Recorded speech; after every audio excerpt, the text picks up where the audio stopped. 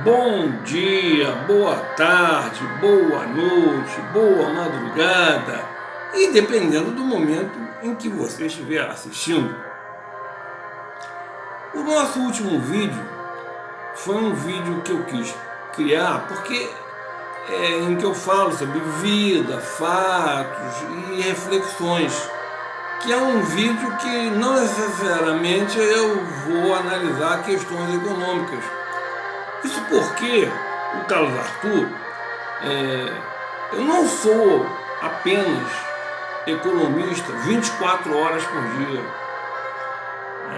Eu sou 24 horas por dia, eu sou pai 24 horas por dia, eu sou avô 24 horas por dia, eu sou marido 24 horas por dia, eu sou cidadão 24 horas por dia, eu sou um ser humano 24 horas por dia, eu tenho pensamentos, alguns bons, outros não tão,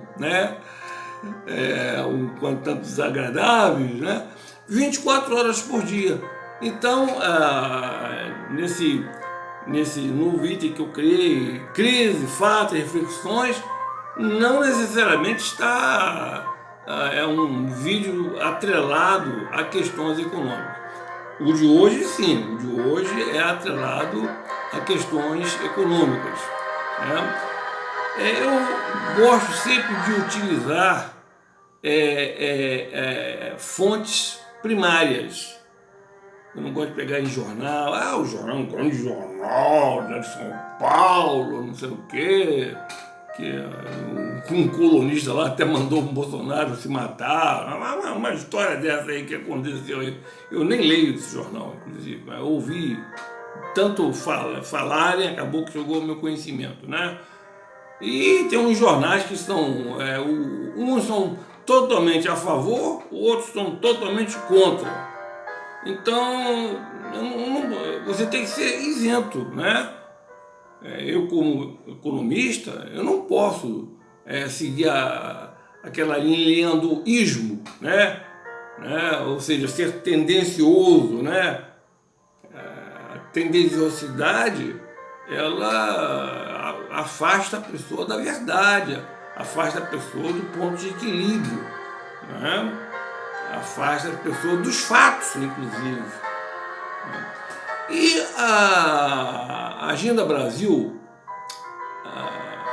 anunciou aqui, Brasil, isso foi no dia 13, tá? 13 de novembro de 2020. Eu gosto sempre de falar dia, mês e ano, entendeu? Que daqui a 2 anos o cara vai assistir, mas é 13 de novembro de que ano? O cara não sabe, Mas, então eu já digo. Então no dia 13 de novembro de 2020, a Agência Brasil noticiou: Brasil está oficialmente saindo da recessão, afirma ministro. Guedes destaca queda de contaminações e diz que vacina está chegando. O Brasil, continua a agência, O Brasil está oficialmente saindo da recessão, afirmou hoje, 13 de novembro de 2020, o ministro da Economia, Paulo Guedes, ao participar virtualmente do 39º Encontro Nacional do Comércio Exterior. Recebemos hoje a notícia de que o Brasil está oficialmente saindo da recessão, disse Guedes. Ele destacou que sua hipótese de trabalho é que as contaminações pelo novo coronavírus estão em queda e que a vacina está chegando. O Brasil está conseguindo combater a doença. Isso é um fato. Está acontecendo do lado da saúde, do outro lado da economia. É um fato que o Brasil está saindo da recessão, enfatizou Guedes, Paulo Guedes, o nosso ministro, Olha só, pelo fato, são questões assim muito interessantes, realmente,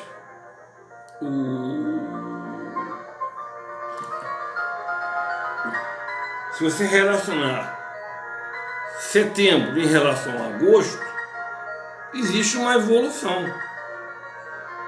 Existe uma evolução. Né? Nós já conversamos sobre isso aqui, né? Existe uma evolução.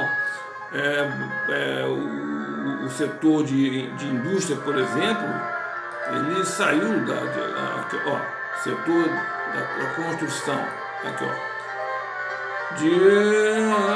setor da construção, de janeiro a setembro, ele recuou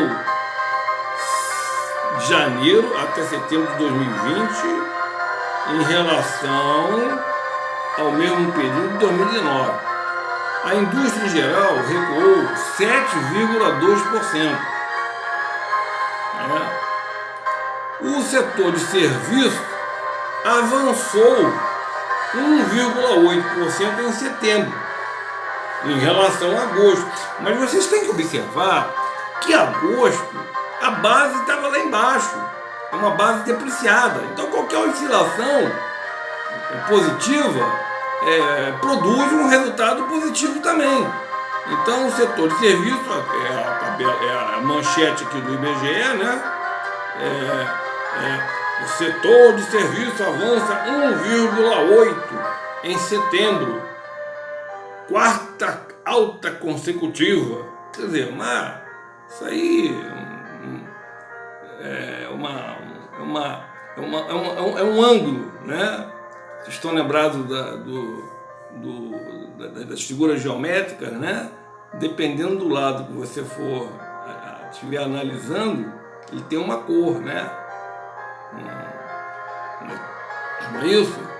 Você tem uma figura geométrica com vários lados. Um lado está vermelho, um lado está azul, um lado está amarelo. Ora, dependendo do lado que você estiver olhando, né? Se você bitolar, né? Olhar só para um determinado lado, ele é vermelho. Mas se você olhar por um outro lado, bitolar também, né? Ele é azul. Azul maravilhoso. Né? E não é bem assim. Você tem que analisar o contexto. E reparem que o Brasil, apesar desse setembro ter esse aumento, né, de 1,8% no setor de serviços, né, que é um setor importante, hein? Mas notem só, o volume de serviços de janeiro até setembro de 2020, em relação ao mesmo período de 2019, houve uma retração de menos 8,8%. Você não pode dizer que o país está saindo de uma recessão só por causa de um mês. Né? E sim, vamos analisar até os dados de setembro, que são os mais fidedignos. Tem dados provisórios de outubro aí que eu não quero mexer, eu não quero analisar, porque eles ainda são preliminares. Mas, então, o setor de serviços, que o Guedes informou, 1,8% de aumento, alegria, o IBGE aplaudiu, não sei o quê. Tudo bem, ótimo. Tomara que em outubro o setor de serviço cresça 10%. Em novembro, 12%. Aí o Brasil dispara, né? Não é isso? Né? Me faz levar os slogans do Médici, né? Brasil pra frente, salve a seleção, ame ou deixe. Né? O Médici, que tinha muita vontade de... Eu tenho muita admiração pelo Médici, muita admiração. Único flamenguista aqui no Rio, corintiano em São Paulo, e parece-me que ele torcia pelo Grêmio, lá no Rio Grande do Sul. Cara esperto, né?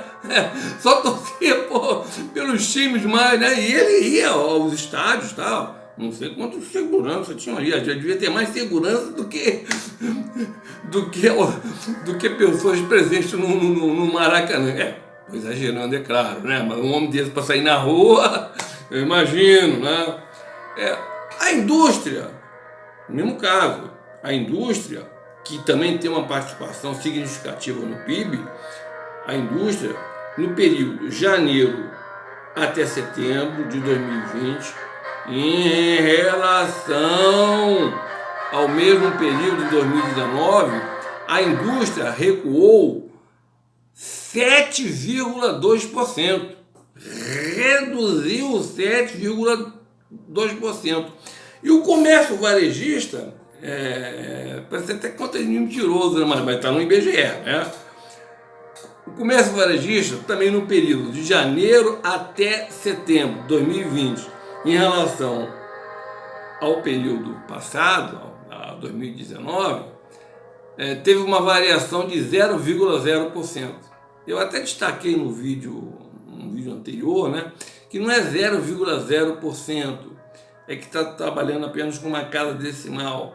Se trabalhar com mais casas decimais, vai surgir algum outro númerozinho ali, um outro número, que não seja zero, né? Não é 0% assim. É porque o IBGE, ele apresenta apenas com uma casa decimal, ou às vezes com duas casas decimais. Mas quando você vai olhar a memória de cálculo, são inúmeras casas decimais, mais de 10, 12 casas decimais. Mas o IBGE trabalha ou com uma casa decimal ou apresenta apenas duas casas decimais. Então, esse otimismo do Paulo Guedes, do nosso ministro, né? Vou falar da equipe econômica, para não estar fulanizando, né? Isso é chato, é tão horrível, não gosto de estar atacando, né? A equipe econômica, né? Está comemorando que o Brasil está saindo da recessão, né? Isso é um otimismo exagerado. Eu digo que tudo em excesso faz mal, até a água. O sujeito morre afogado, joga ele no oceano ali, ele vai ter água à vontade, ou um lago de água doce também. Se ele não souber nadar, se o jacaré não pegar antes também, né? Um outro peixe qualquer, ele vai morrer afogado, se ele não souber nadar, evidentemente, né? Se vai boiando, vai devagarzinho e tal, até chegar à margem, né? Pode ter piranha também, água rio de água, né? De água doce, né? Pode ter piranha vem, pá, e pega tudo, né? É por isso que quando eu nado, eu gosto sempre de nadar de costa. Entendem? Pelo menos se vai levar, olha, dá uma mordida nas costas, pelo menos, né? Vai levar o pulmão, tal, né? Tudo bem. Eu fazia muito isso quando eu gostava de nadar. E aqui em Niterói tem uma praia chamada Praia de Boa Viagem. E ali tinha uns peixes ali meio agressivos, né? Então nós, quando nadávamos, saímos da Praia da Boa Viagem, aqui em Niterói, tem até uma igreja, que antigamente era até um forte lá atrás, o forte foi destruído por uma esquadra francesa, mas isso é uma outra história, né? Mas nós nadávamos, quando saímos dali da Praia da Boa Viagem, em Niterói, né? Todo mundo nadando de costa. Bom, se levar uma mordida de um peixe, que seja no pulmão, né? Não tem problema. Entenderam, né? Então, está sendo excessivamente otimista. Esse otimismo, eu não vejo esse otimismo todo, não. É claro, eu já reiteradas vezes eu já falei que todo ministro, ele é otimista. Todo dirigente, toda autoridade, ela é otimista, porque ela tem que gerar expectativa positiva na economia. Então imagina um ministro como o Paulo Guedes chega, está tudo arrasado, né? Entendeu? O nosso PIB vai ser negativo, não sei o quê, tá? Ele só vê o lado bonito, né, da figura geométrica, não vê o outro lado. Ele não analisa o contexto, ele analisa a parte que lhe interessa. Eu até compreendo o dirigente atuar dessa forma, porque, é claro, ele tem que gerar expectativas positivas, tem que estimular a produção, tem que estimular o consumo, né? Tem que estimular a expansão das empresas, né? Os empreendimentos. Eu entendo a situação dele, eu entendo, né? Mas nós, analistas, economistas ou financistas, como quiserem, né? Nós temos que analisar considerando os fatos. E eu estou considerando os fatos oficiais. Porque eu posso criar a minha tabela aqui. Ah, mas essa tabela é do Arthur, essa tabela o Carlos Arthur fez aí de acordo com as tendências filosóficas, ideológicas, partidárias dele, né? Não, por isso que eu falo, eu analiso as fontes primárias, IBGE, Banco Central, não é isso? Eu peguei essa notícia aqui da Agência Brasil, né? Agora, não é tão simples a situação num país que, poxa vida, já está em setembro, até setembro, né, em relação ao ano passado, porque aí constitui o PIB, né? O cálculo do PIB. É a relação de janeiro de dezembro de 2020 em relação a janeiro de 2020 de 2019. Estão entendendo? Então aqui, ó, de janeiro a setembro de 2020, em relação ao mesmo período de 2019, a retração do volume de serviço, do setor serviço, é de menos 8,8%. Já foi 9% em agosto, de janeiro a agosto, 9%. Então nós não podemos dizer que estamos saindo da recessão, por favor, né? Vamos devagar, a situação está melhorando e tal, entendeu? Tecnicamente ele pode dizer, não, mas porque teve tantos meses, não sei o quê, positivo, não sei o quê, a produção de mamão aumentou, a produção de diesel aumentou e tal. Eu estou querendo ver o agregado macroeconômico. Estou vendo o setor serviço, por exemplo, que representa quase 70% do PIB, a indústria, 20 e poucos por cento, também, tudo isso uma média, tá, pessoal? Depende do trimestre, hein? Mas são dois setores, o setor de serviço, que representa cerca de 70%, dependendo do trimestre, e o setor industrial ou setor secundário, como quiserem, que representa em torno também de 20%, né? Dependendo do trimestre, eu sempre repito isso, dependendo do trimestre, isso oscila, né? Então eu fico assim impressionado do ministro, né? Impressionado, não, eu sou da época do Delfim, 67, eu era garoto, mas eu já estava antenado já, entende? Então o Delfim também só tinha notícias maravilhosas, né? Ele não explicou que estava o milagre econômico, que nós tivemos, né, 6773, realmente vimos um milagre econômico, né? Foi porque contraímos dívida externa, mas com taxas de juros flutuantes. Aí a taxa de juros internacional aumentou, a nossa dívida aumentou, o pessoal do FMI passou a morar aqui no Brasil, né? O Fundo Monetário Internacional, o pessoal da maleta, né? Como se dizia na época, né? Era uma festança, né? Chegavam aqui e tal. Então, e ele com endividamento das famílias, né? O crédito direto ao consumidor, o Delfim Neto teve bastante ênfase, né? Em endividamento das famílias, para consumir mais, né? Para produzir mais, que é o crescimento econômico mesmo, né? Mas ele não contava, ele não explicitava, ele não narrava, né, o lado negativo da questão. Isso ele não narrava. Ele estava vendo uma figura geométrica com vários lados, né? Mas só aquele lado que era conveniente, né? O lado azul, azul, aquele azul maravilhoso, bonito, né? Mas ele não estava vendo o contexto. Ou se estava, não, acredito que estava, né? O Delfim Neto ele pode ser acusado de tudo, mas é um homem preparadíssimo, né? Quem sou eu para dizer que o Delfim Neto não é um homem preparado? Eu já tive a oportunidade de conversar com ele numa palestra que houve aqui no Rio de Janeiro, eu fiz parte da banca também, e, puxa vida, que pensamento rápido, um instantinho, tal. Eu estava discordando de tudo, mas o que eu estava analisando era a velocidade do pensamento dele, a velocidade do raciocínio, encaixando as contas tais com a conta tal. Parecia até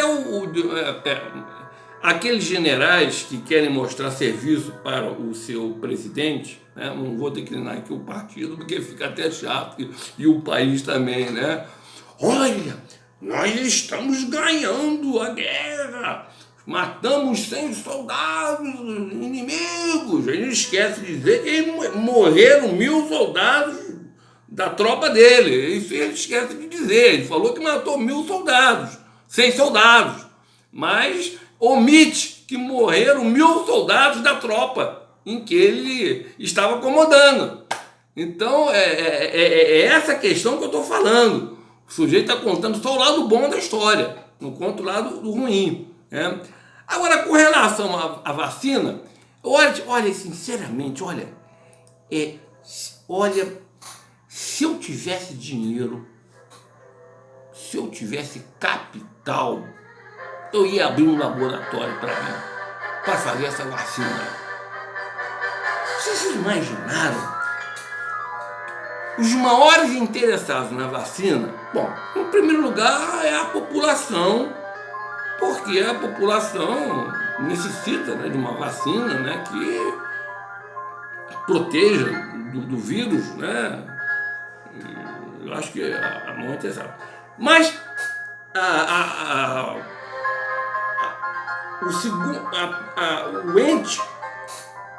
o segundo interessado na produção da vacina são os laboratórios.